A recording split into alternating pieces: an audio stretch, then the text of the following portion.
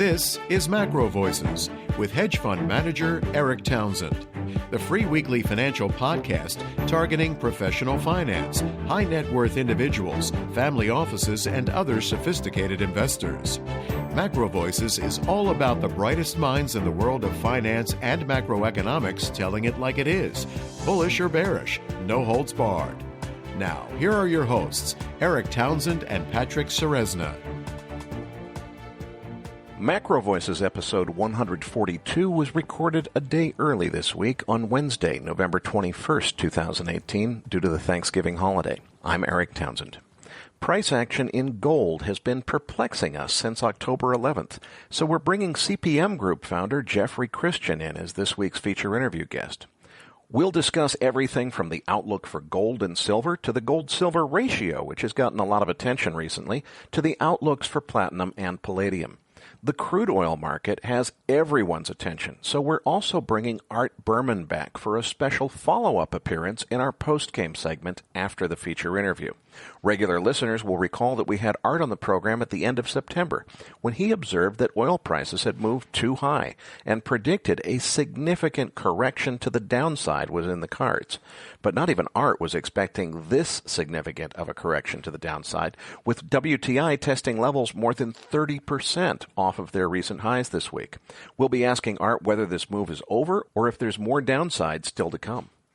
And I'm Patrick Ceresna. Now, Eric, let's talk this S&P 500 because last week I was fishing for a short-term swing low, looking for it to follow through. But this selling is relentless. I certainly want to give my opinion on this, but what's your take, first of all, on the S&P here?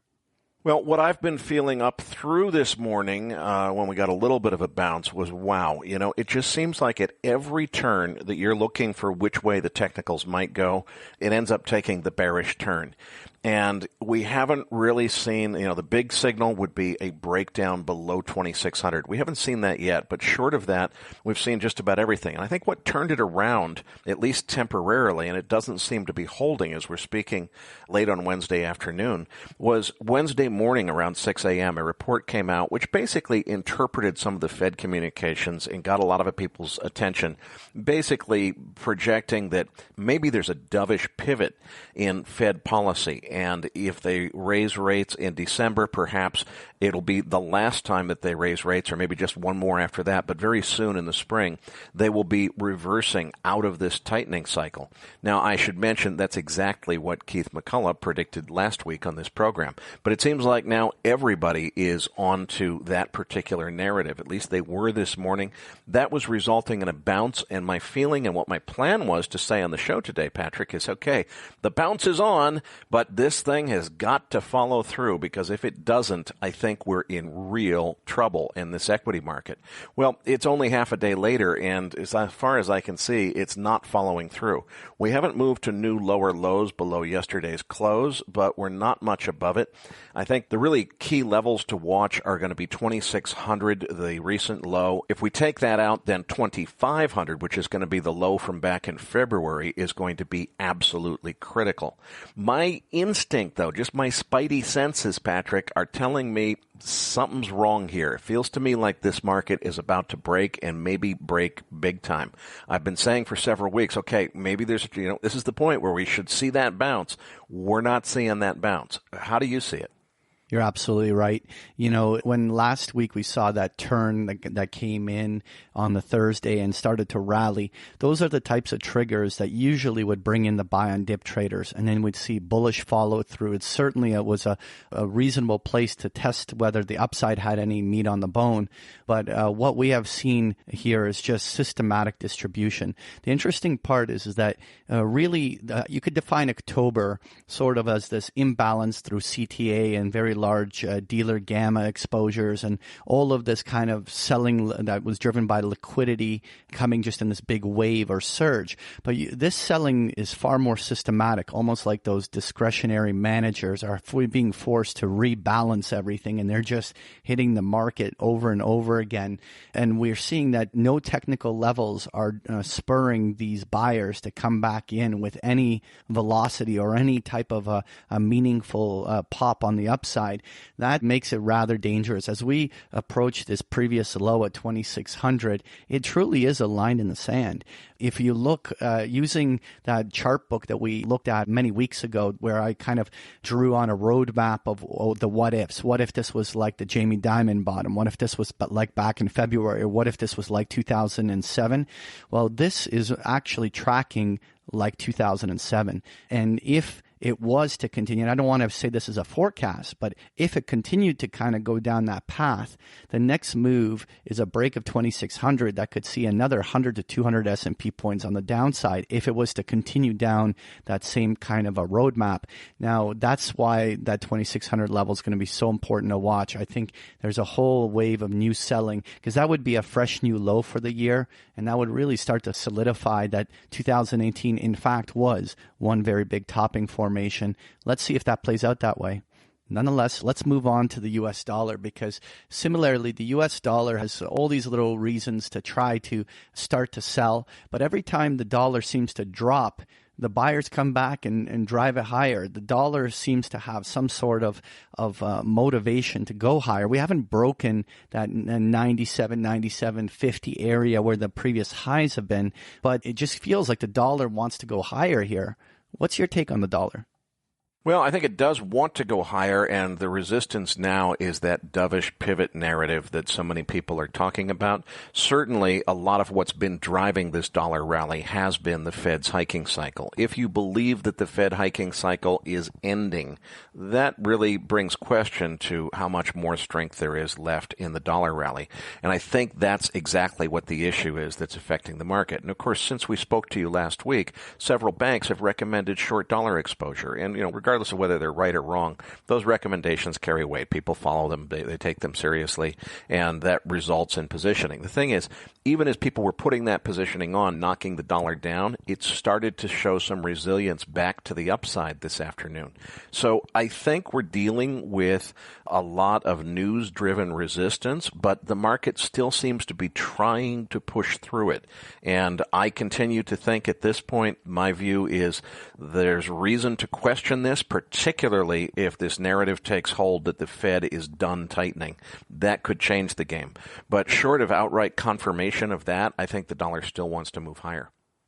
Eric, let's move on to crude oil. What happened with the numbers this week?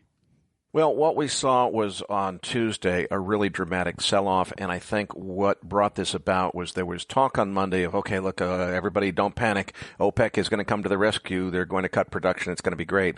There was indecision from Russia on Tuesday morning about whether or not they would participate in a production cut, and that really drove the selling, pushed us right down to test the 200-week moving average at 52.80, really just exactly to the tick. I think it was right within a penny of that 52.80, which is where that moving average is. And by the way, I've got a chart of just about every imaginable moving average. There's none left after that below it. All the other moving averages are higher. So we don't have any more moving averages to clear if we break down below 52.80, which is where the 200-week is right now. API unexpectedly reported a drawdown in inventory on Tuesday afternoon. But then when the EIA report came out, it was a great big 4.9 million barrel build on inventory. Now, that should have been pretty darn bearish, especially after expectations were set for a draw by API. But it didn't really result. There was a very immediate down spike in prices. It didn't last more than about 20 minutes. Meanwhile, Cushing, Oklahoma, drawing down a de minimis 116,000 barrels. Gasoline, a reasonably significant drawdown, 1.3 million barrels. That's probably the only real bullish data in the inventory. Distillates, a de minimis 77,000 barrel drawdown. So there was a pretty significant build in crude oil. It sent prices straight down. They only lasted down for about 20 minutes, and we started rallying higher. And as soon as I saw that, Patrick, I knew what was going on, because that big sell-off on Tuesday had widened the 5-day gap, the difference between the closing price and the 5-day moving average, to more than $3. And it's extremely uncommon not to see at least some kind of retracement then.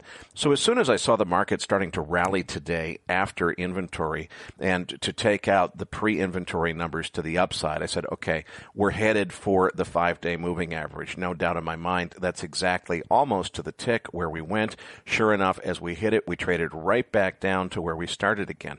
Not lower numbers, but still, it looks to me like we had the retrace to the 5-day moving average, closing that 5-day gap, and setting the stage possibly for there to be more selling. Now, of course, we've got a holiday weekend. Friday is usually an up day for crude oil. It remains to be seen what happens, but I don't think that it's fair to say the bottom is in yet. It could be. There's a lot of reason to think there have been signs of exhaustion, and certainly we hit a key target right on to the penny to that 200-week moving average. Doesn't mean it has to hold, though.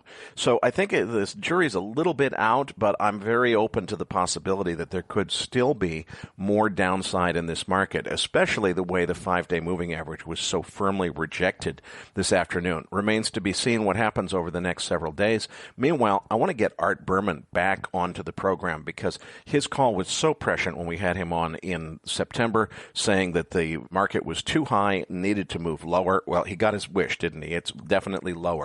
The question now that I want to ask Art is, okay, it's much lower. Did you expect it to go this much lower? And from here, do we expect more upside or downside? And what comes next? So we'll get Art with us in the post-game segment after the feature interview. All right, moving on, Eric. The gold price is trading around $12.26 right now. What's your take on gold here? Well, I want to save most of the gold discussion for our feature interview with Jeff Christian because that's his specialty and he certainly knows a lot more than I do about it. I guess I would just say that we're still trading opposite the dollar. It seems like whatever crazy move started on October 11th didn't really follow through to the upside. I want to ask Jeff what he thinks was driving that and why it hasn't followed through. So let's save the rest for the feature interview. All right, let's move on to the 10-year yields. We were obviously as high as 3.25. We're now around 3.05 on the yield. What's your take here? Patrick, this decisive move down below 3.10 is extremely significant in my mind because it marks that level that should have held as support if we were to believe in this breakout that so many people were predicting that we were headed into a secular bear market in bonds from here. It should have held. It hasn't held. Now, it's easy to say, wait a minute now. The Fed dovish pivot narrative could easily explain that. Maybe it's a temporary move back below 310 and it's not to be taken seriously. And we haven't gone below 305, which was one of those key levels. Different people were using different levels as the critical level. Some said 310, some said 305. Hasn't really gone below 305 yet. Maybe it's not all over. So I think it's a little bit too early to call, but it feels to me like something's up. If we see follow through and we take out 305 to the downside and we see closing prints for a couple of days below 305, that really opens the door in my mind to the possibility that this is an extremely, extremely bullish for price, meaning bearish for yield, yields moving lower from here, signal. Because as you know, in technical analysis, when you see a decisive breakout that later proves itself to have been a false breakout, that usually is a very, very strong signal in the opposite direction. The thing is, we haven't really seen it prove itself to be a false breakout yet. It looks like that may be beginning. The guy I really want to ask about this is Julian Brigden, because he predicted this move in the 10-year months before it happened. He's been the guy that has had the best view on this market, and he's also watching a lot of longer-term signals, particularly what's going on with the 30-year and the 100-month moving average. So let's do what we can and see if we can get Julian on before the end of the year in order to go deeper on this subject. But I think we could be on the cusp of something really, really significant if yields continue to drop lower from here. Now, we have a quick housekeeping announcement to make here. Eric, what's up? Well, we had quite a few emails. We were inundated, actually, because the Hedgeye offer was so compelling. So many people wanted it. And I'm not ever, Patrick, don't worry, I would never call you out on the air in front of all of our listeners and say that you were the one that forgot to put the links into the Research Roundup email last week. I would never, ever do that. So So let me just get back to the PSA here. What was I saying? Oh, yes. So due to unknown technical difficulties that we are unable to diagnose, somehow those links didn't make it into last week's research roundup. They're still there. We called our friends at Hedgeye and asked them to extend that offer because it was our mistake. So if you were interested and unable to find the links last week, we did actually send out another email, but for some reason we got lots of people who didn't get that one either. So this week's research roundup email has the links for the Hedgeye All Access Pass. So it's an extra $100 off of their already super low price, and they said they would extend that offer through this week in order to accommodate our listeners. And don't blame Patrick personally for his egregious error. It's not his fault. On that note, thanks for the market update, Erik. And this week's featured interview guest is Jeffrey Christian from the CPM Group. Erik's interview with Jeffrey is coming up as MacroVoices continues right here at macrovoices.com.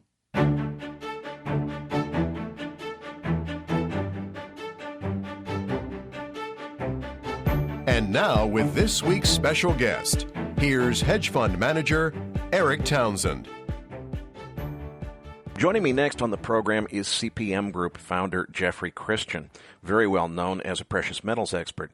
Jeff, I want to start with this story in gold. I've been watching this market for months and months. It seemed to me like there wasn't a whole lot of a story to tell. It was inverse of the dollar, as you would expect. But then on October 11th, we saw gold and the dollar move up on the same day, and they moved up big in both the dollar and gold.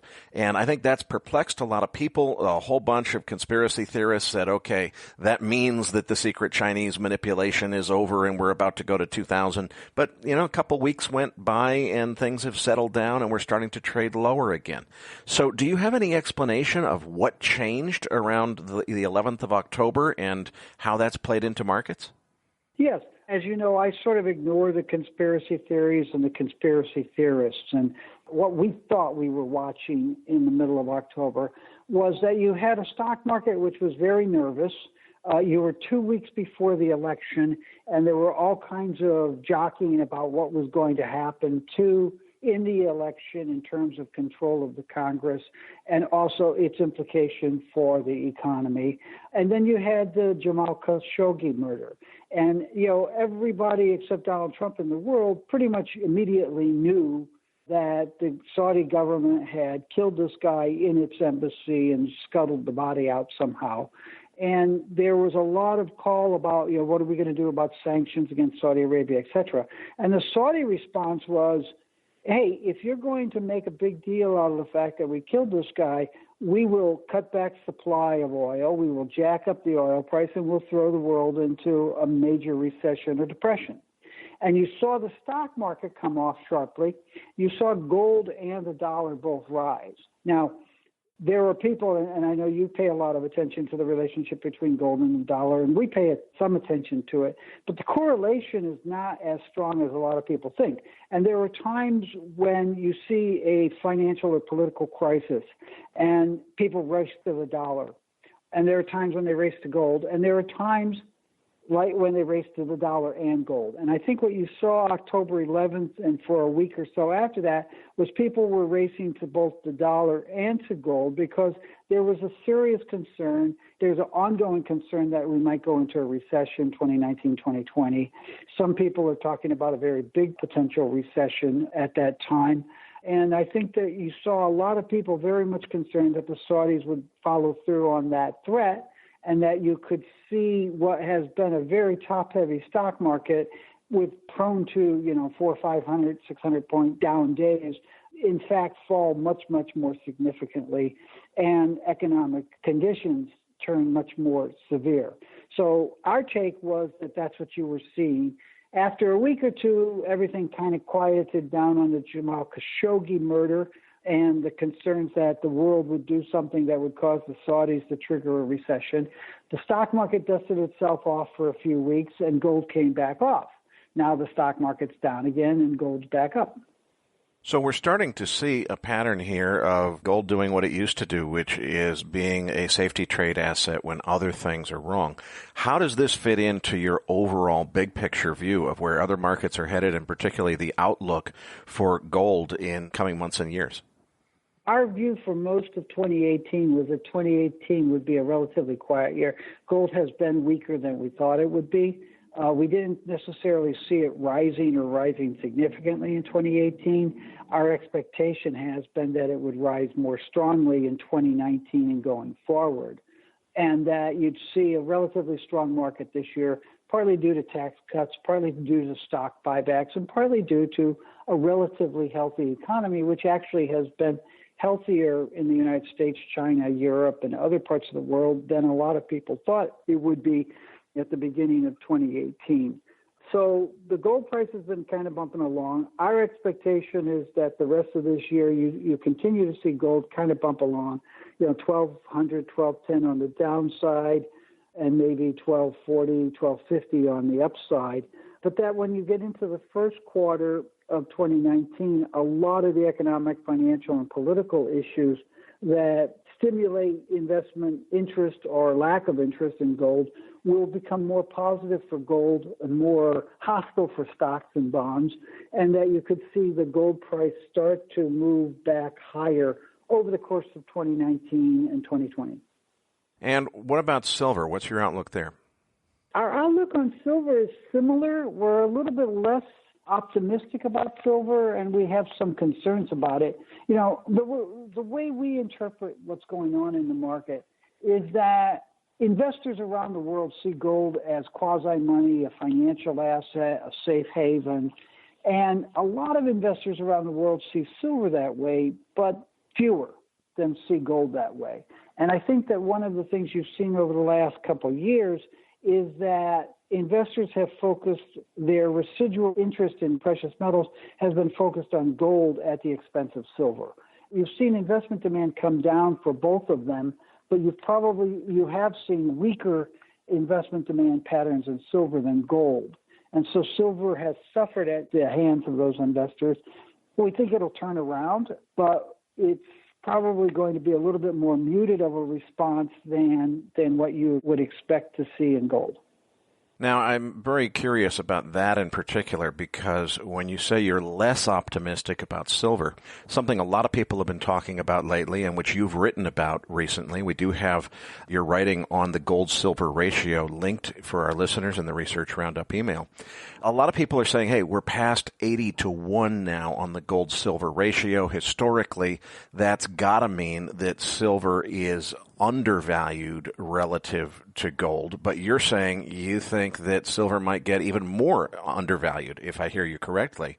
Why are you not concerned with this historical level of 80-1 that so many people seem to be convinced is an indication that it is time for silver to appreciate relative to gold?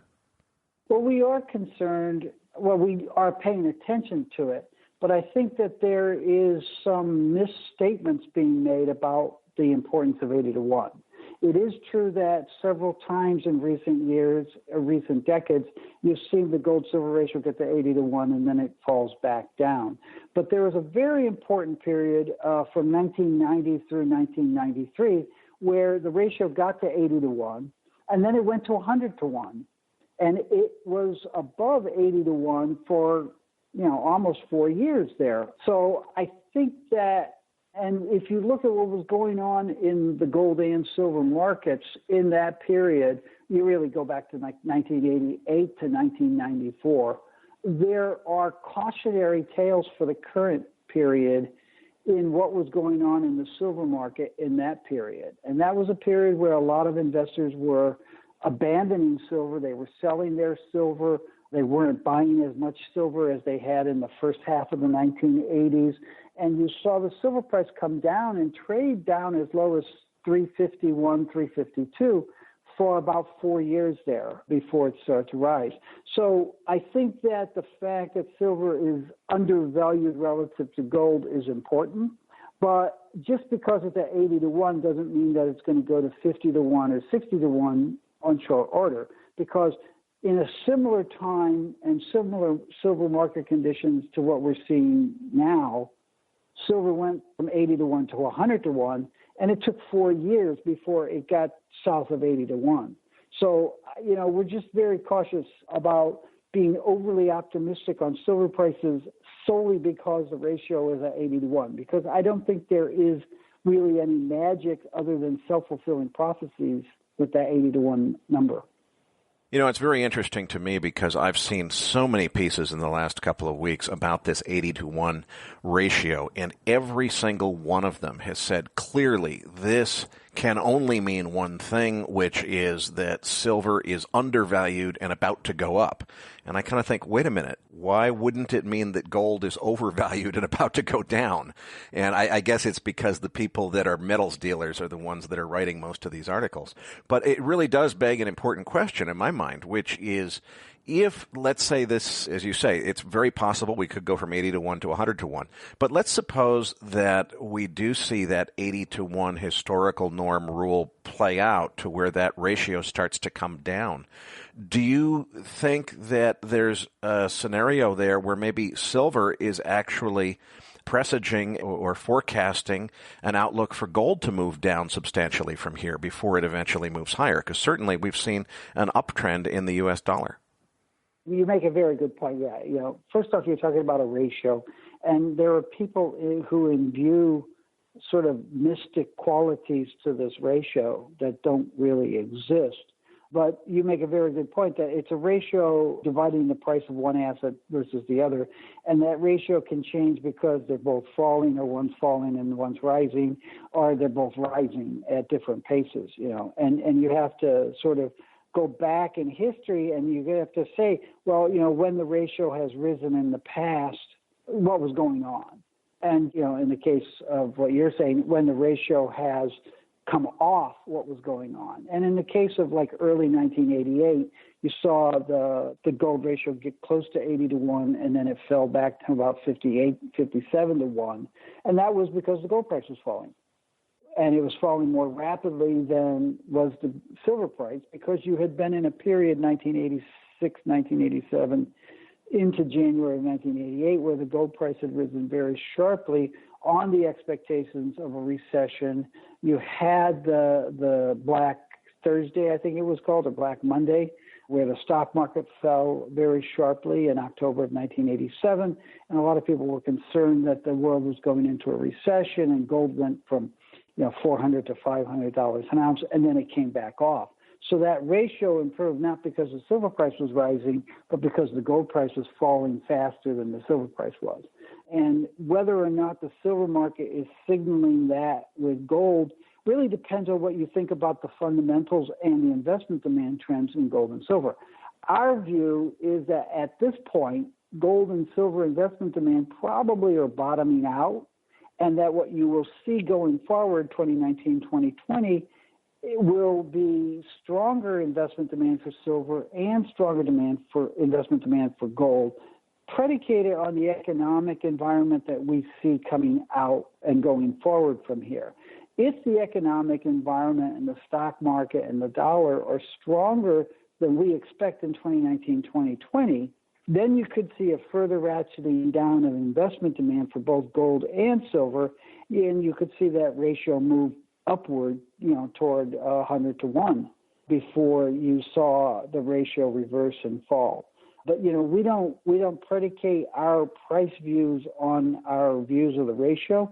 We predicate our views of the ratio on our price views, and the price views are built on a macroeconomic base and a microeconomic analysis of the individual gold and silver markets. Well, let's talk about those outlooks and those markets a little bit more, because you said that from an investment demand standpoint, you thought that maybe we were starting to bottom in terms of investment demand. What's been pushing that investment demand down in the first place? Why is it going down, and what's going to cause it to turn around and start going back up again? Yeah, well, first let's quantify it. Investment demand was about 40 million ounces in 2011 for gold.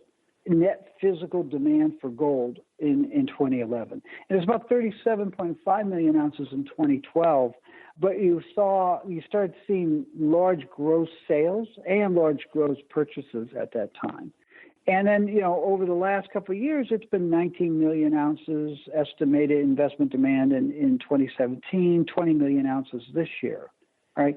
And it's interesting because we've seen big changes in the nature of investment demand for gold and for silver. And in both markets, what you've seen is large reductions in the amount of gold and silver being bought by people who expect economic chaos. People who buy gold and silver because the world's going to collapse, the world financial system's going to collapse, the dollar is going to collapse, Europe's going to collapse, whatever it is. And a lot of those people have been crying in their beer because the world hasn't collapsed and gold prices haven't risen sharply, and nor have silver prices. And what we've seen over the last 2-3 years now is that those long-term buy and hold investors who bought based on economic chaos fears have been buying less metal, and in fact, some of them have been selling, and others have been dying, and their estates have been selling. But at the same time, that's been partially offset by a new wave of investors, many of whom were never in gold and silver before, and they're more in gold than silver. And these are more value investors and trend followers. And these are people who are saying, okay, the stock market's very high, interest rates are starting to rise, the economy has been much better than a lot of people expected, it's probably peaking in 2018. The gold price and the silver price, meanwhile, have been hammered down. So as a value investor and a relative value investor, I'm looking at a stock market that's very top-heavy. I've made a lot of money in it over the last several years. It's probably time to lighten up some of my stock and bond holdings and put some of that money into gold and to silver, because these things look like longer term, they're probably more likely to rise than to decline. Now, in the last few months, you've seen these trend followers and value investors joined by some people buying gold and silver out of concerns about economic and political trends, not only in the United States, but in England and in other parts of the world. That all comes together into what I was talking about earlier is, we think that we're probably pretty much at the bottom for gold and silver investment demand and consequently prices. If you see a much rosier world, then you could see some of that investment demand disappear again, and the prices have downside exposure. Our expectation is that the world's not going to be rosier in 2019. It's going to be less rosy. Our expectation is that the $1.2 trillion in stock buybacks that you saw this year, mostly fueled by tax cuts, are a one-time event that won't be repeated in 2019. And as a consequence, the stock market will look more vulnerable. Economic growth will be a little bit weaker or much more weaker than it was this year, and that the tide could turn on the stock market, the economy, and in fact also the U.S. dollar. And all of that could provide a base for gold and silver around $1,200, $1,180 for gold, and around $14 for silver, at which point investors would maybe step up to the plate and start buying more again. Let's touch on cryptocurrencies in the perspective of how they have affected the precious metals market. For a while, when this speculative mania in digital currency or cryptocurrency tokens was really in its heyday in the end of 2017, you saw all kinds of people saying, gold is dead, crypto is the new gold, that's it. And it seemed like that was hurting gold prices. Now that we see crypto crashing in many respects, or certainly selling off, and we're seeing a reversal of that, maybe the downside of that speculative mania, I would have thought that would have brought more investment back into gold, but it seems like we're not really seeing that strength there. So how do you perceive the effect that cryptocurrency is having on precious metals markets? Well, as you may recall, we probably talked a year ago, and I was saying cryptocurrencies are not distracting investors from gold. What was distracting investors from gold was the stock market. And we were poo-pooing the importance of cryptocurrencies as a negative factor on gold. If you look at it, you've got a $70 trillion global stock market, 42%, 45% of which is U.S. stocks. You have quadrillions of dollars in stock derivatives. You have this enormous amount of money that is focusing on stocks and stocks. Then you have a multi-trillion-dollar gold market, and then you have a cryptocurrency market, which in total was like less than $1 trillion. So our view was that gold was weak not because people were buying cryptocurrencies instead of gold. but that gold was weak because they were buying stocks instead of gold. So the gyrations and the collapse of the cryptocurrencies and the realization that they were really pet rocks, they were the antithesis of gold, has had a very limited positive effect on gold because it's the backwash of what we saw as a very limited negative effect on gold.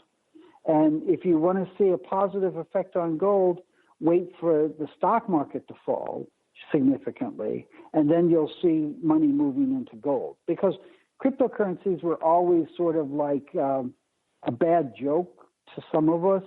And if you wanted to be nice to them, you could say it's a very small marginal market that has a marginal effect on much larger markets. So we didn't think that cryptos were siphoning off a lot of money from gold.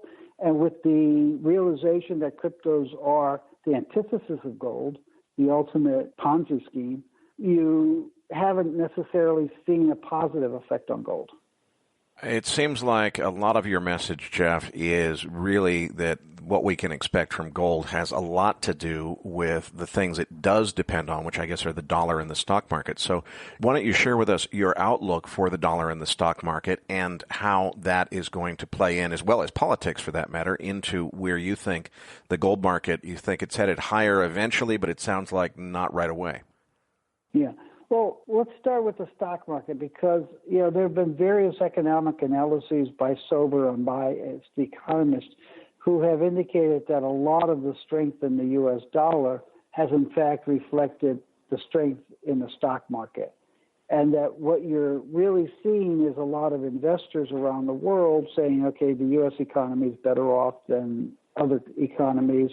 The interest rates are rising and the differential between U.S.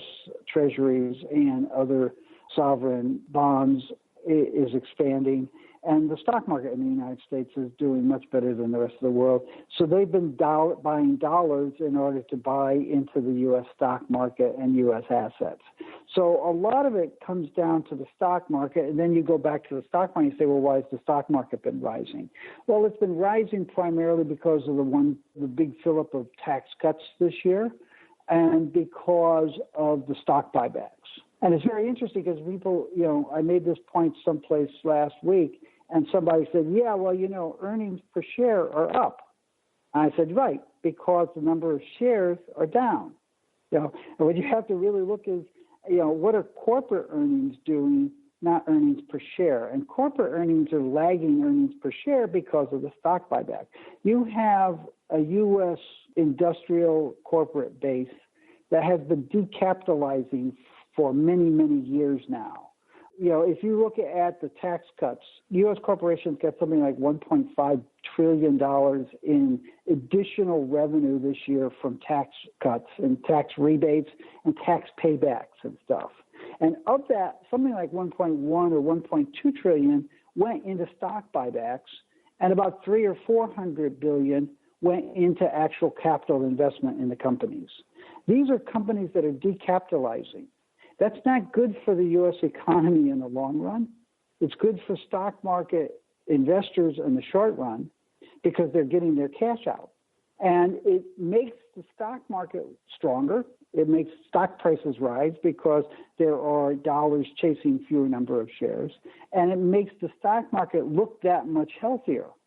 And, one of the things that you'll hear sober economists say over and over again is the stock market is not a presage of economic conditions.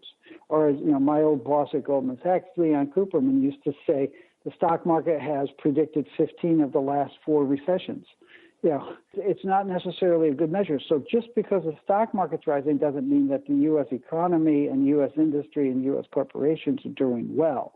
There's a lot of stuff that's going on that is goosing the stock market that's not necessarily good for the gander of the U.S. economy, if I can mix my metaphors and play on words there. So our expectation is the stock market's probably peaking if it hasn't already peaked.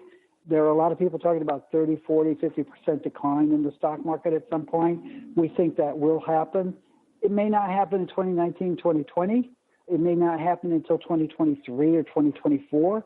But we do think that the U.S. economy and the U.S. stock market are both headed for harder times 19 and 20 may be a soft landing, but it's probably you're not going to see further increases in the stock market.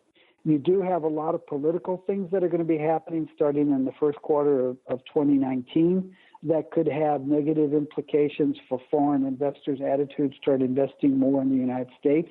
So you could see the dollar peak and maybe come off a little bit. It's not going to come off a lot because the U.S. economy still has head and shoulders above other economies. But you probably will see a weaker stock market, a weaker dollar, and a weaker economy, all of which presage better gold prices because investors will be looking to protect some of their assets from those negative consequences. Let's talk a little bit more about what could happen in the stock market. And I agree with you that the tops are probably in or coming if they're not already in. Let's suppose, though, that we do get another really big downside event in the stock market, which some people are predicting. I'm not necessarily predicting that, but let's cover that case. Because what a lot of people have pointed out is they've said, hey, you know, everybody wants to think stock market crash, gold is your safety trade. But if you look at what happened in 2008, at first, gold was the safety trade. Gold was up at the beginning of the great financial crisis. But once things really got rolling, all correlations went to one. Everybody was selling their gold along with everything else. And gold sold off not as heavily as stocks, but it sold off dramatically. It was not the right move at the beginning of the financial crisis to be getting into gold. If anything, you wanted to wait for it to bottom considerably after the stock market started selling off. Is that a one-time event, or is there a possibility again that if the stock market were to start selling off, that you might see a temporary move up in gold, but then gold might turn and follow stocks down if we see a really big sell-off? Well, I think it plays the other way around. I mean, you know, one of the things about gold is it has multiple functions for investors, and one of the functions it serves is to protect the value of wealth and portfolios from economic problems. But another attribute of gold is that it's a great liquidity source in times of crisis. And what you saw in 2008, late 2008, early 2009, was massive liquidation of gold by people who needed money fast. The gold price then turned itself around and went to new highs, significantly newer highs, significantly faster than the stock market. So, you know, the gold market and the stock market both fell in the final 4 months of 2008 and into 2009. But, you know, where gold prices got down to like $900, they went to $1,900 by 2011. And the stock market, to make that kind of increase, took 10 years. So I think that what you could expect, and I'll get back, there's several things to pay attention to. I think what you could expect is if you saw a major rout in the stock market, gold prices could weaken initially because of that turning to gold holdings for liquidity to meet margin calls and credit requirements, which is a traditional thing. We saw it in 2008, but we saw it in other years too. We've seen it in other recessions and other downturns, including 2000, 2001. So that's not all that surprising to see, you know, but then I think gold dusts itself off. Now, you're right in saying buying gold when the house is on fire doesn't make sense. You buy the gold as an insurance policy before the house gets on fire. If you see that your son is a pyromaniac and he's playing with matches late at night, you buy the gold before he burns the house down. Once the house is on fire, buying gold is not going to help you. And I think you're seeing that with these guys I was talking about earlier, the trend followers and the value investors who are saying, look, you know, this is a good time to be loading up with gold. And we haven't talked about central banks, but that's exactly what central banks are doing this year. They're taking the opportunity of lower prices to buy more gold than they had been in the past or in the recent past. So that's a trend there. Now, there's another thing to pay attention to with the stock market. The stock market has repeatedly dropped 30, 40, 50%. It did that in 2000, 2001. It did it in 2008, 2009. I think it did it probably in 1990 and maybe in 1987. I'm not sure what the percent decline was. But what you've seen in the stock market, which is very important for long-term investors, 1987, major stock market decline, and within 6 months, the stock market was back at new highs. 2000, major stock market decline, like 40 some odd percent in the NICE and like 80% in the NASDAQ. And it took about 4 years to get back to where they had been before the sell-off. 2008, 2009, major decline in the stock market. And it really took them about 8 or 9 years to get back to their previous highs. So what you're seeing is that, yes, the stock market does recover, but over the last several decades, those recoveries have taken longer and longer to materialize and get back to those previous highs. And I think that's a very scary issue for long-term investors, because what it tells you is that when your stockbroker says, oh, yeah, the stock market falls, but it always springs back, it's taking longer and longer to spring back. And that reflects structural changes in the economy as well as in the financial markets. So I think that that's a very cautionary issue for stock market investors and stock investors. And it's probably more positive for gold because there are any number of people who see it. Jeff, I'd like to come back to something that you said earlier in this interview, because so many people in the gold market particularly are obsessed with one intermarket relationship or another. There's been a lot of people that have written about the relationship between gold and the Japanese yen.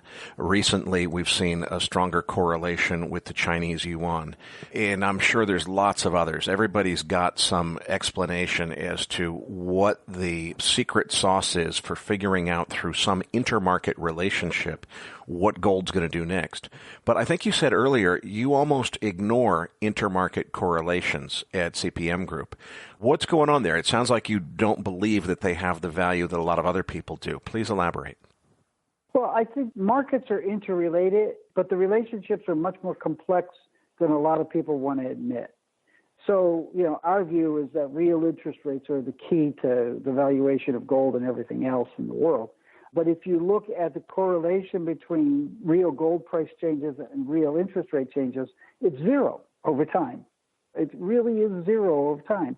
And when we look at, say, for example, the relationship between interest rates and gold, we would say, okay, interest rates are rising now. Why are they rising? Because why they're rising is probably more important in determining what's going to happen to gold than the fact that they're rising. And also, what levels are they at? Because that's clearly very important. Rising interest rates from negative 2% real rates to positive 4% real interest rates, i.e., positive 6 to 7% nominal rates, generally speaking, don't have a negative effect on gold prices. It's only when you see real interest rates at 5 or 6 or 7% that you start seeing a really high negative correlation between gold price changes and interest rate changes. Now, note that I'm talking about apples to apples, changes in the gold price versus changes in the interest rate price, right? People will look at the T-bill rate versus the gold price, and that's apples to oranges, and then they come up with a higher ratio, but that's bad statistics. So it's not that we don't think these things are interrelated, we just think that they change.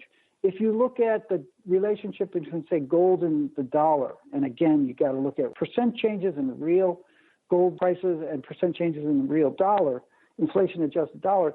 If you go back to 1970, really the start of the free gold market, through last year, the negative correlation between gold and the dollar is 34%. Interestingly, if you look at 1978 to 1982, the relationship was a positive 6%. And that goes back to something I was saying earlier, which is you can have times, remember 1978 to 1980, 14% inflation, 21% interest rates, U.S. hostages in Iran, Soviet troops invading Afghanistan, a quadrupling of oil prices. We moved into what was then the biggest recession in the post-war period. You can have a period of time where people want the dollar and they want gold, and you can have a positive correlation. So we always break it down and we say, these markets are interrelated, but what you really want to know is why is the dollar rising or falling, and what does that have to do with the gold price outlook? Why is the stock market rising or falling? Why are interest rates rising or falling? Because that's really more important. You can look at T-bills and you can say, okay, 1970 to 2017, the relationship is zero. It's a perfect hedge for interest rates because there's no correlation. But you can pick out times like 1978-82, again, that very critical period of time, where the correlation was negative 13%. And you could pick out times like 2008 to 2017, where the correlation was positive 2%. So what's important to us is not necessarily any ratio or relationship, but what's driving the changes in these alternate assets and alternate investments, because that's really what's going to determine whether or not investors are interested in gold or not. Another phrase that I've heard you use before is when marketing replaced research. What are you talking about there with respect to accuracy of market data? There's a discussion that it's really gone on for decades, but it's gotten to be more intense now in the last year or two in the gold, platinum, and silver markets. And people are looking at the integrity of statistics. And, I've been doing precious metal statistics as an outside observer and an independent advisor since the late 1970s. And we are violently independent.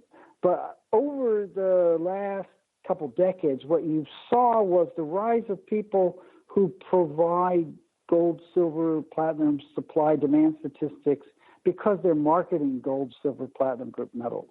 And they have not necessarily done as good a job as independent research people have done.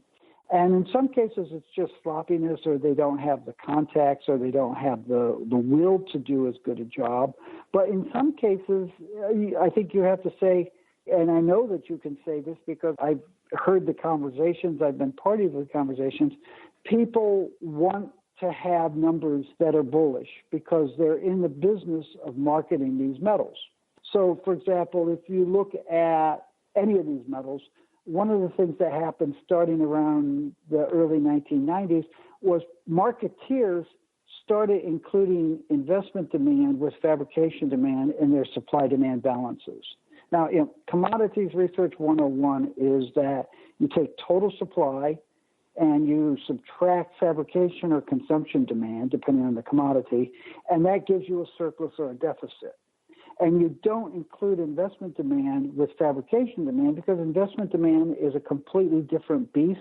It has different price drivers, different economic drivers. And when an investor buys a commodity, which is typically a precious metals because the other commodities don't do so well as physical investments, when an investor buys that physical commodity, he or she does not change its form. If a jeweler buys gold, he makes it into jewelry. If an electronics company buys gold, he makes it into electronics. If an investor buys gold, he keeps it in bar or coin form, and it can be resold at a moment's notice. So for those and other reasons, traditional economic research in commodities does not include investment demand with fabrication demand in calculating whether or not a market is in surplus or deficit. But starting in the 1990s, you started seeing people whose jobs, who were paid to provide statistics that were used to market gold, silver, and platinum to investors and others, include investment demand in with fabrication demand. And they were told that was wrong, and there were discussions in the early 1990s that this was wrong, but they continued to do it, and they continue to do it today. So, we've had platinum producers, for example, who have retained us to talk about why is the platinum market so weak? Because I look at all these numbers and I see these massive deficits. Well, if you look at our platinum statistics, we've had massive surpluses because we're not fudging the data by including surrogates for investment demand in there. And if you take all these other guys' numbers and you say, okay, let's take out the investment demand figures and let's look at their supply-demand balances, just total supply less fabrication demand, voila, their deficits turn into surpluses. And that's why you've got weak platinum prices. You have a platinum market that has been in a surplus for years. The marketeers keep going around talking about how it's been a deficit. The producers get into this really weird conversation where they say the market's in a deficit and we don't understand why the price is so low. But at some point, investors will realize the market's in a deficit, and then they'll buy up the surplus and the price will rise. And you say, wait, you just said that the market was in a deficit. But now you're saying that investors have to buy up the surplus for the price to rise, which is exactly right. So you're sort of implying that you know that the market's not in a deficit. And they go, yeah, whatever. So we're seeing right now, because the producers are suffering, and they're suffering for a variety of reasons, we're seeing producers sort of say, what's wrong here? Why don't investors believe us when we tell them that our markets are in deficits? And the answer is because investors are smarter than you. Jeff, we've been talking mostly about gold and silver. I want to touch on the other two popular precious metals before we leave, which, of course, are platinum and palladium. And just get your general outlook there, particularly palladium. I saw something in the news in the last week or so, supposedly palladium in backwardation. And, of course, there's always a conspiracy theory when there's backwardation that the world's coming to an end and there's going to be no more palladium forever or something. Is there anything real going on there? And what is your outlook more generally for platinum and palladium? Well, palladium's in a relatively tight market. You've had large surpluses over the last several years, but they've largely disappeared. And really, the last 5 years or so, the palladium market has been pretty tight. You have rising fabrication demand, the use of palladium in auto catalysts, but also in electronics and other applications too. And that's there. There's a lot of palladium in above-ground inventories, but the inventory holders see a tight market in terms of a current annual supply-demand balance, and so they're waiting to see how high the price will go. And that's primarily what you've got. So you've got a tight market, you've got strong fabrication demand. Most palladium is produced as a byproduct either of platinum or nickel, so you're not necessarily seeing producers race out to increase their palladium production. You are seeing slower shifts there. And investors who are saying, okay, I like palladium, so I'll buy it, or I like palladium, so I'm not going to sell any inventories until I see how high the price can get. And I think that that's really what's going on. Now, on top of that, you've had like spot issues. So the backwardation in palladium first emerged in May and June of 2017. And that was at a time when you had strong supply-demand fundamentals for the NYMEX Palladium futures contract going into the June delivery. But at the same time, you had a disruption in supply. You had about 3 tons of palladium that was delivered to an auto catalyst manufacturer that had too much oxygen or moisture in it. And so it had to be re-refined. And that meant that auto company had to go back into the spot market and find 100,000 ounces of palladium.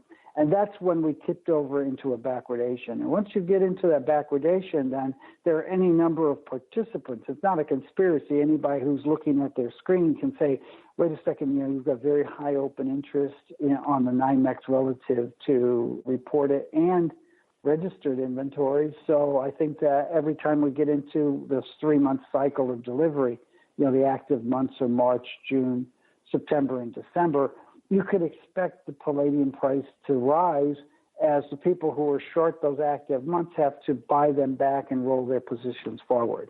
And that's been going on now for a year and a half. And it's probably going to continue a little while longer because it's a profitable trade. You don't have to conspire. You just have to understand how futures markets work and take a look at the data, and you can say, okay, this is probably a pretty good trade at this point. And so, long-term, we like palladium. It's got a great future as fabrication demand. We think supply will be constrained by constraints on platinum and nickel production going forward. And you probably have a relatively tight market. You do have a lot of inventories out there, but if inventory holders think the price is going to rise further, they're not going to sell their inventories. And that's what you're seeing right now. Jeff, as we close, we do have a couple of sample research notes from CPM Group linked in our Research Roundup email for our listeners' perusal. Tell them, in general, what products and services you offer at CPM Group. Well, CPM Group actually has a new product line that we're rolling out now initially, and we hope to roll out more completely in the first quarter. We produce research, reports, and consulting services. So you can buy our annual gold, silver, platinum yearbooks. You can go to our website, which is cpmgroup.com, and buy those. We have monthly reports, precious metals advisory, base metals advisory, and most of our work is actually consulting, where companies will come to us or investors will come to us, and they'll ask us questions either about the nature of these markets are potential investments either in the metals themselves or futures and option strategies. So we have a variety of consulting services across research, asset management, commodities management, investing type of things.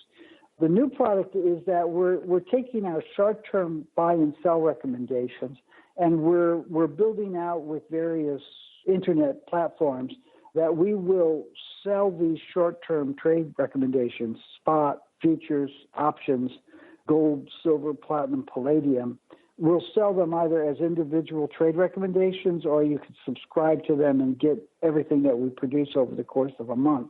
We're starting to make the gold spot recommendations available in August on goldexapp.com.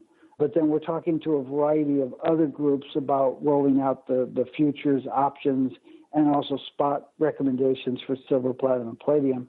And we hope to be in a position where maybe that stuff starts to show up and be available to investors in January.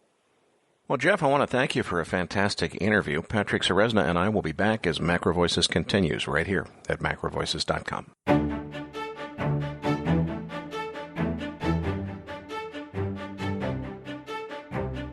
MacroVoices is a listener-driven program. Please email requests for specific future interview guests to requests@macrovoices.com. You can email questions for the program to mailbag@macrovoices.com, and we'll answer them on the air from time to time in our mailbag segment. We also welcome your suggestions for how we can improve the program. Now, back to your hosts, Erik Townsend and Patrick Ceresna. Erik, it was great to have Jeffrey back onto the show.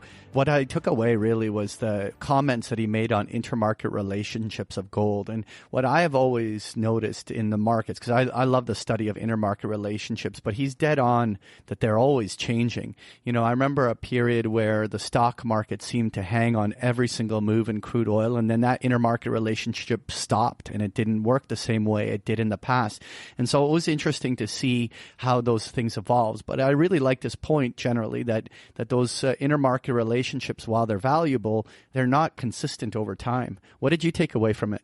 Well, I agree with you on that, and I think probably the way to think about that one is, you know, too many people want to know the answer to what is the secret intermarket, secret sauce for how to predict the gold market. And the real question is, what is gold trading in correlation with now? And to watch that and know that at some point that correlation is going to break down and it's not going to work anymore and it's going to correlate with something else. In this case, though, what I particularly took away from this interview was Jeff's comment about how research has been replaced with marketing. And I think it's more true in precious metals than anything else. And a perfect example is that gold-silver ratio. How many pieces can you find out there that say gold-silver ratio is at an extreme more than 80, and that can only mean one thing, which is that silver is undervalued? Well, why can't it mean that gold is overvalued? You know, how does that work? And the answer is because if you came to that conclusion, you wouldn't be buying anything from the people that are writing this stuff. So I think he's very right about how there's been a corruption of research with marketing and salesmanship. All right, Erik, before we bring Art Berman on, give us a quick update on what's going on with your book. You know, Patrick, it's really amazed me. On one hand, all the Amazon reviews from people who actually read the book are all 5-star, and I've gotten a huge amount of positive feedback from people who read the book. But I've gotten more emails from people who didn't read the book, who are angry in some cases that I wrote a crypto book.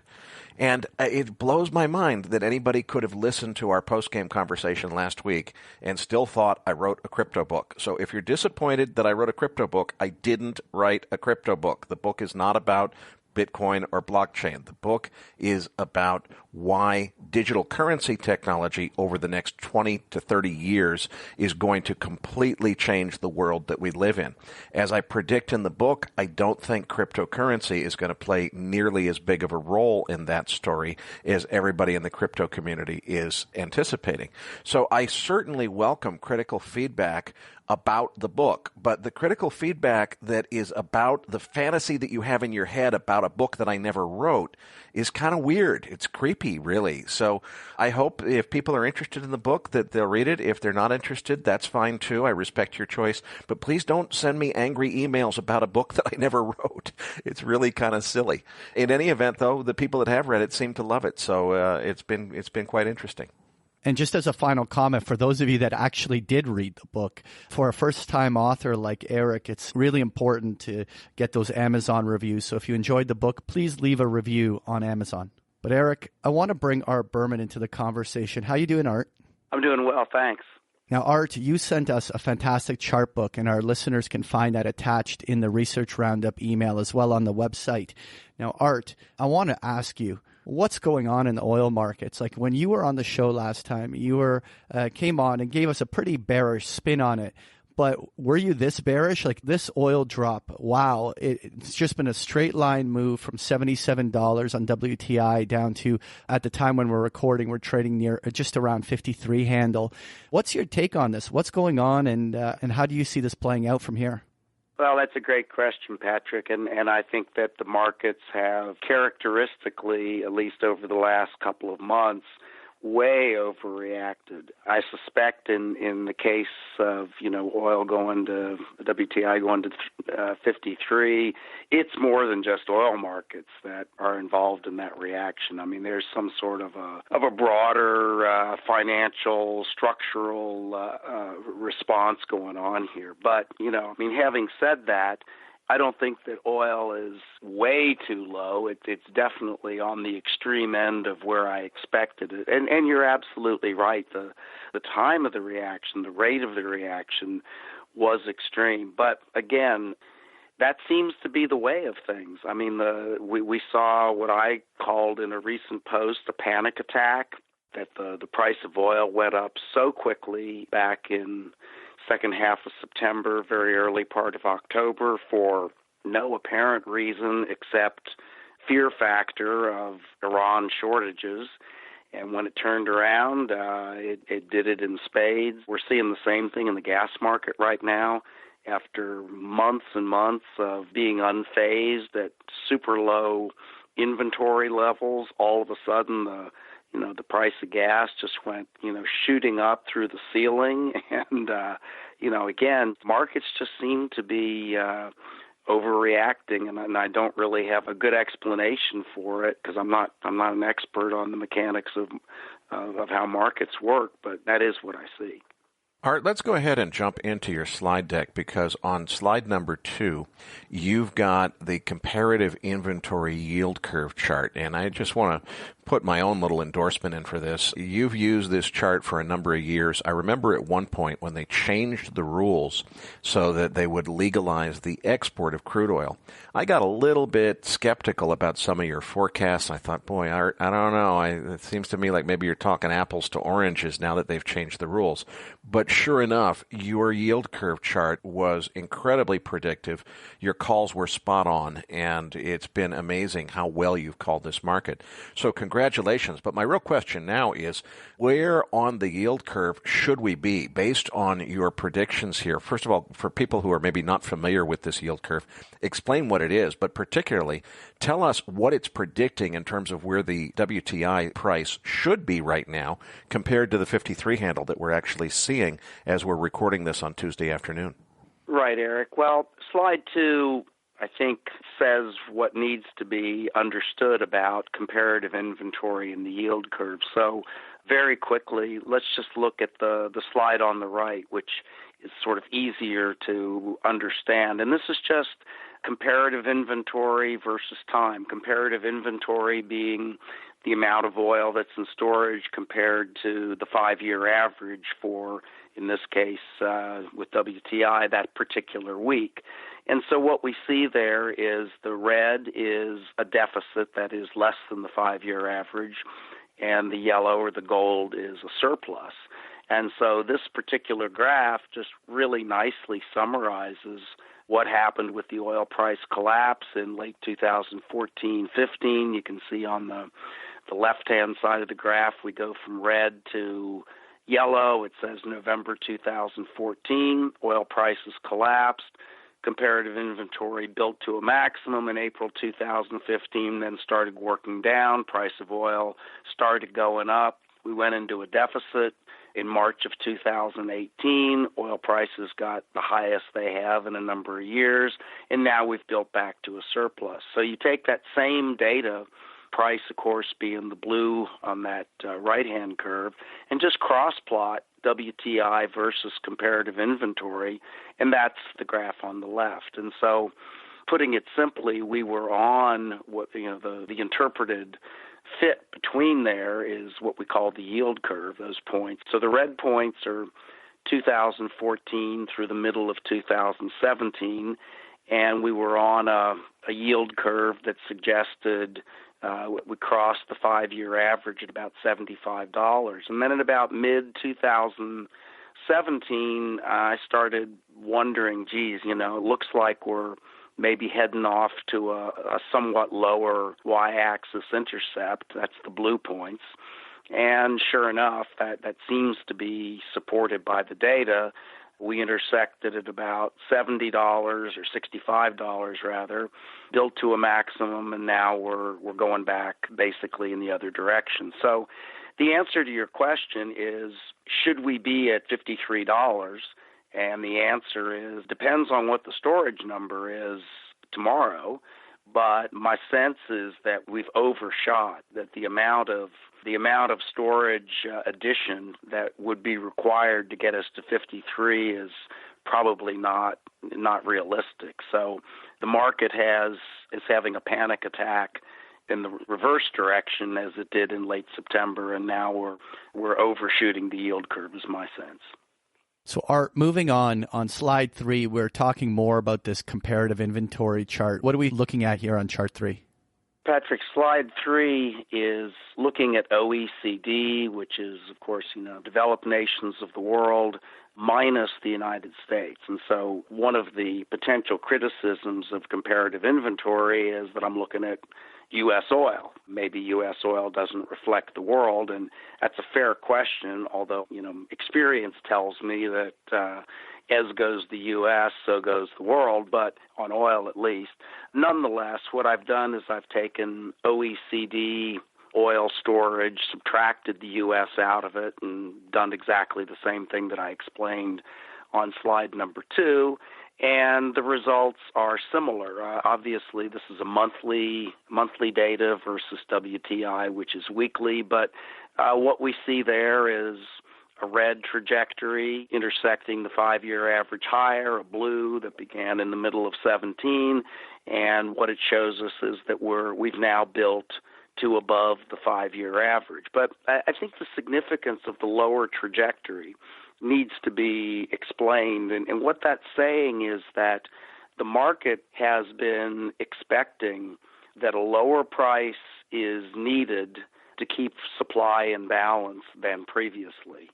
The why of that? Well, I think it's probably straightforward in that we now have oil from shale available to supply the market where conventional or OPEC or whatever you want to think is the safety valve doesn't cut it. And of course, during the oil price collapse, everybody's costs went down for a variety of reasons. And so the market is simply saying, look, whoever we the market is, we think that maybe only $60 or $65 is the mid-cycle price, as we call it, where we intersect the 5-year average. A lower price is all we need now to maintain supply. So that's been certainly a part of my argument why I thought that oil prices were too high recently. It's part of my argument now for why I think oil prices are a little bit too low at the moment. But this says that on the Brent side, which is what it's cross-plotted with here, OECD minus U.S. comparative inventory versus Brent, the right price was maybe about $67 a barrel. So it's a little bit higher than WTI, but that's what that slide means. So, Art, how does this overall play out in terms of the world supply? How is this going to impact? Is there an increase in the overall world supply at this stage? Patrick, that's exactly right. And so it seems while the oil markets were obsessing about what might happen with decreased supply as a result of sanctions on Iran, and what if Venezuela gets worse, and many of these kind of supply shortage issues. What happened was that supply in 2018 has kind of crept up unexpectedly on markets. Now, I say unexpectedly, paying attention, it seemed obvious to some of us, but nonetheless, what slide 4 shows on the left is that, in fact, world liquids have increased almost 3.5 million barrels so far in 2018. This data is through October and comes from mostly EIA STIO, but is corroborated from other sources.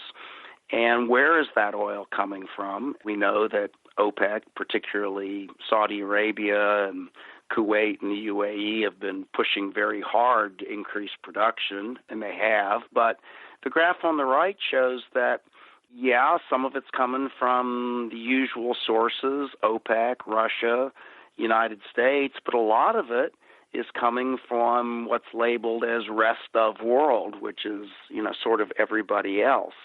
And so what the graph on the right shows is that just since May, world liquid supply has increased almost 3 million barrels a day. So supply is robust.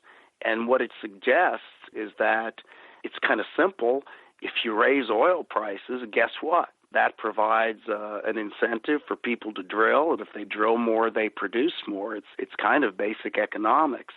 And so somehow markets, in their obsession with where we might be short, and don't get me wrong, we will be short sometime very soon in the near future for all the reasons we can go into, lack of investment, et cetera, et cetera. But for right now, as I've been saying, certainly since mid-year, the world is well supplied with oil. And guess what?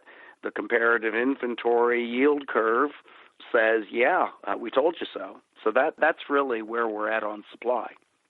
Art, it sounds like you're saying that for the moment we're well supplied, but you think at some point we're going to be short again. And that's very much been on my mind, because I think someday this shale oil phenomenon is going to play out. And once it does, there aren't a lot of alternatives to turn to. So as we look at the forecast here, how much confidence do you have in the official forecasts, and where do you think things are ultimately headed? Well, that's a great question, Eric, and the answer is I don't trust anybody's forecasts, including my own.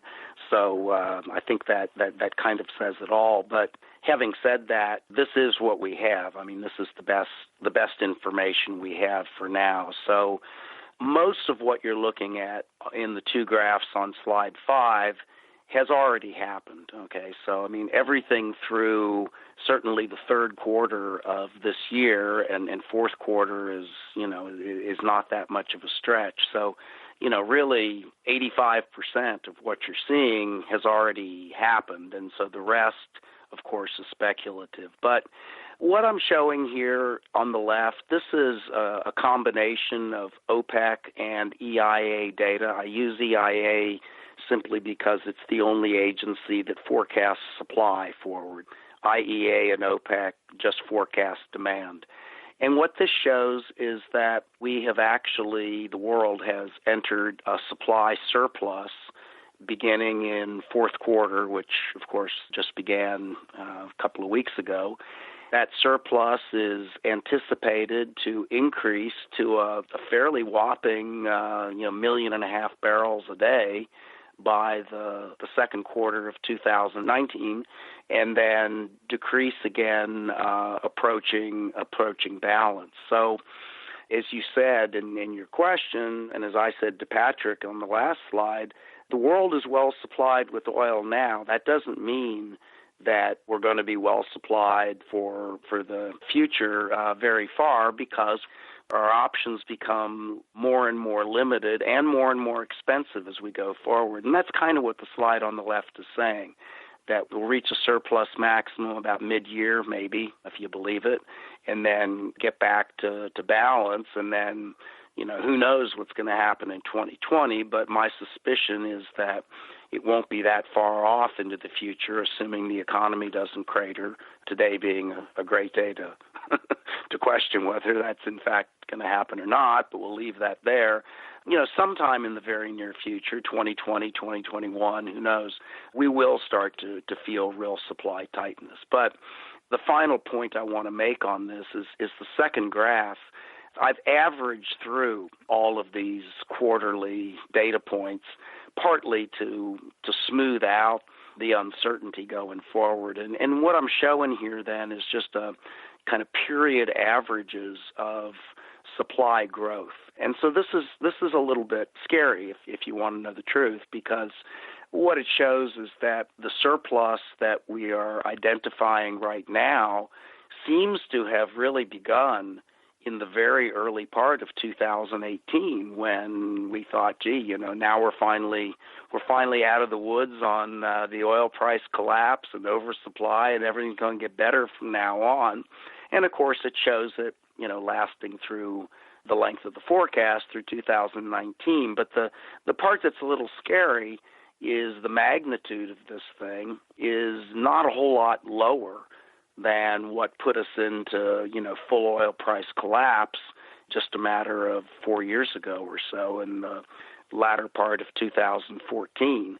And interestingly, that surplus began developing in the very early part of 2014. It took markets about 6 months to start to figure that out and see a price response, and it was a good 9 months later that we actually saw the price collapse. So I'm not saying that that's going to happen this time, but it's just kind of a creepy a creepy coincidence. Let's just put it that way. So that's where the data suggests we are, which again is to say, oil price WTI realistically should be 55 to 60, and Brent should be 60 to 65 or 70, and that part of it doesn't surprise me.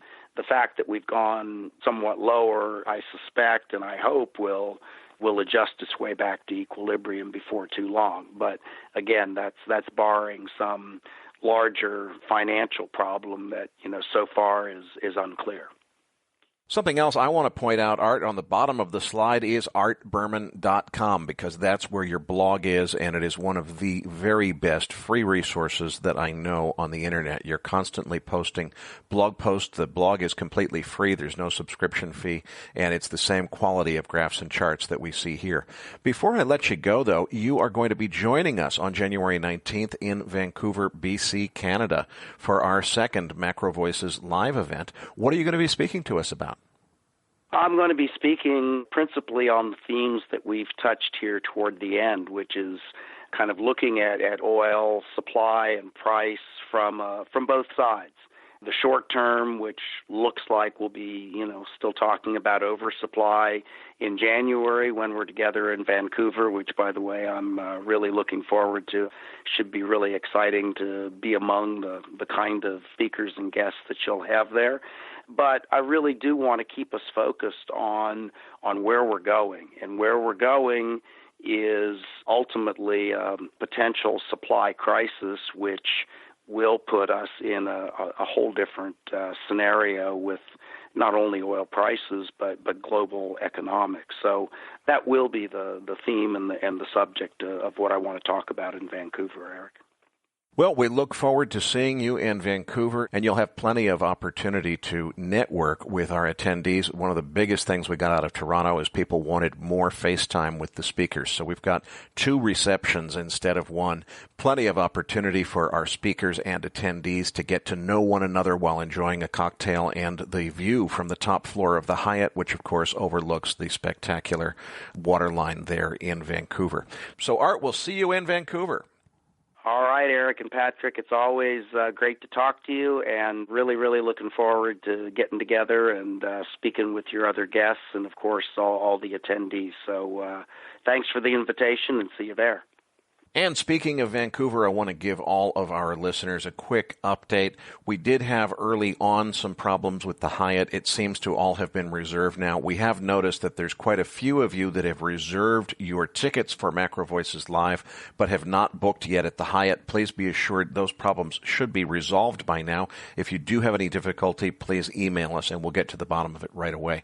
In any case, the link for booking your reservations at the Hyatt, and you can arrive as early as the 14th of January and leave as late as the 24th and still qualify for our discounted group rates for your entire stay. That link is at macrovoices.com/live, where it says book the Hyatt. So hopefully all of the problems we had early on have all been resolved.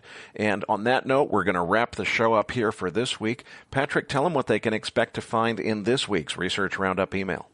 Well, this week you're going to find the transcript for today's interview, as well as the links to Jeffrey's supporting articles. You'll also find a chart book that Art Berman was referencing throughout the post-game interview.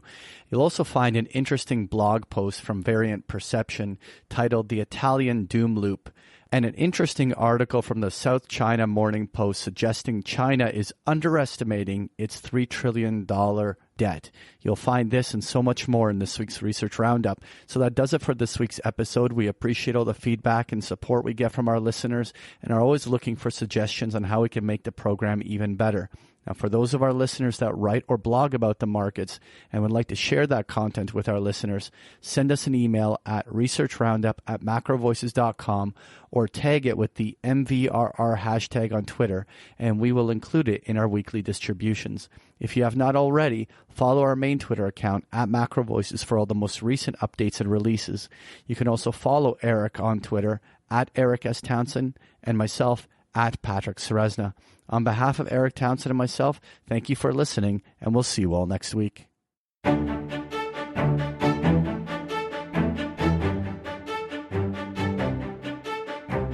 That concludes this edition of MacroVoices. Be sure to tune in each week to hear feature interviews with the brightest minds in finance and macroeconomics. MacroVoices is made possible by sponsorship from BigPictureTrading.com, the Internet's premier source of online education for traders. Please visit BigPictureTrading.com for more information. Please register your free account at MacroVoices.com. Once registered, you'll receive our free weekly Research Roundup email containing links to supporting documents from our featured guests and the very best free financial content our volunteer research team could find on the Internet each week. You'll also gain access to our free listener discussion forums and research library. And the more registered users we have, the more we'll be able to recruit high-profile feature interview guests for future programs. So please register your free account today at macrovoices.com if you haven't already. You can subscribe to MacroVoices on iTunes to have MacroVoices automatically delivered to your mobile device each week free of charge. You can email questions for the program to mailbag@macrovoices.com, and we'll answer your questions on the air from time to time in our mailbag segment. MacroVoices is presented for informational and entertainment purposes only. The information presented on MacroVoices should not be construed as investment advice.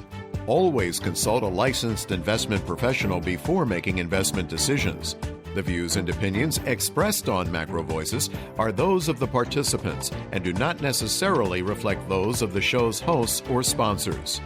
MacroVoices, its producers, sponsors, and hosts Erik Townsend and Patrick Ceresna shall not be liable for losses resulting from investment decisions based on information or viewpoints presented on MacroVoices.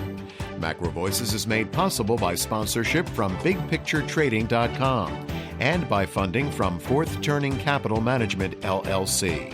For more information, visit macrovoices.com.